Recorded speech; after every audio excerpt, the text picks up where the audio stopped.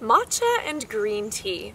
These are two ingredients that you hear about all the time for skincare and for your body's health and well-being. But what's the difference? What should you know before buying? And what are the benefits as proven by science?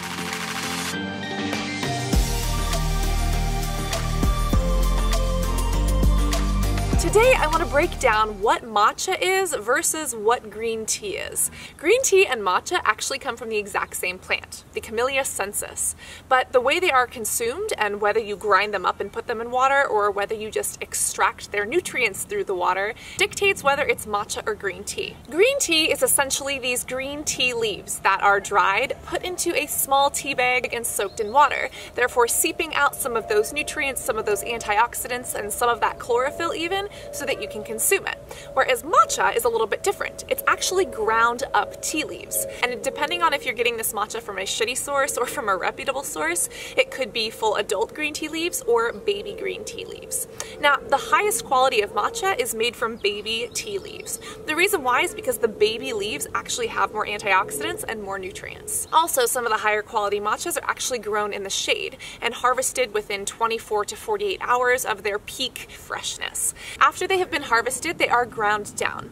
You can then mix them into water, into a non-dairy milk, or into other recipes, or even skincare as well. Matcha originated over 900 years ago in areas of China, where Zen Buddhist monks would drink this for energy. They would use it as a part of meditation and other ceremonies. Eventually, it found its way elsewhere, and it landed in Japan, which is where it got the name matcha. In Japanese, the word ma actually means ground up or to grind, and the word cha means tea.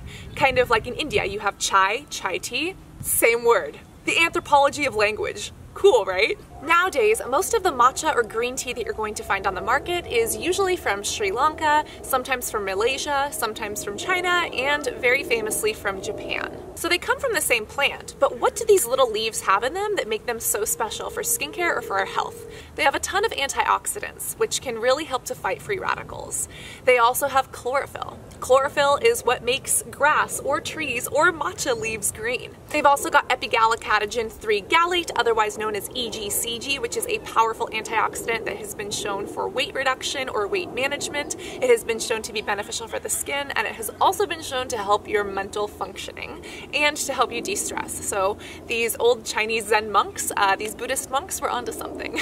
It's also got L-theanine amino acid and other catechins and xanthins. These nature-based compounds that can help the skin and the body, from weight reduction to weight management to boosting up your metabolism and fat burning to topically applied to the skin, potentially helping with eczema or dermatitis related issues. There have been some studies shown that it could be beneficial for people with acne-prone skin, and the antioxidants in there can help fight free radical damage, such as what happens from the environment or from the sun. But when it comes to the real difference between these two things, it's the flavor, it's the taste, and it's how much of these positive compounds you're getting. When you think about it, matcha is the ground up tea leaf, so you're getting a lot of bang for your buck. If you're just putting the tea into water and letting those antioxidants and nutrients and minerals seep out, you're not getting as much of them or within the same potency. Also, the caffeine levels are going to be different. Green tea has on average a half to a third of the amount of caffeine that the same amount of matcha would have.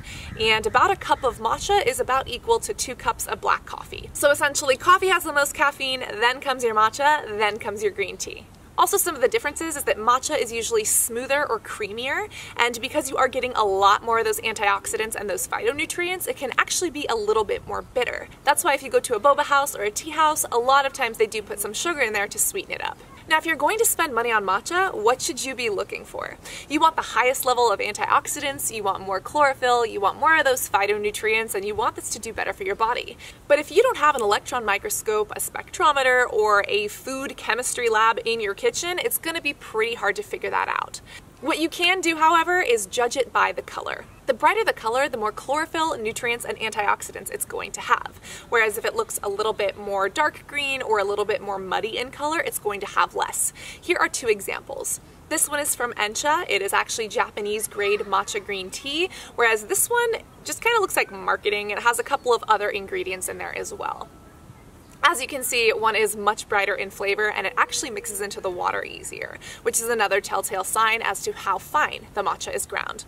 Something else you can look for is on the package. The best matcha in the world is grown in Japan. If your label says that it comes from a Japanese source, you're probably on the right track.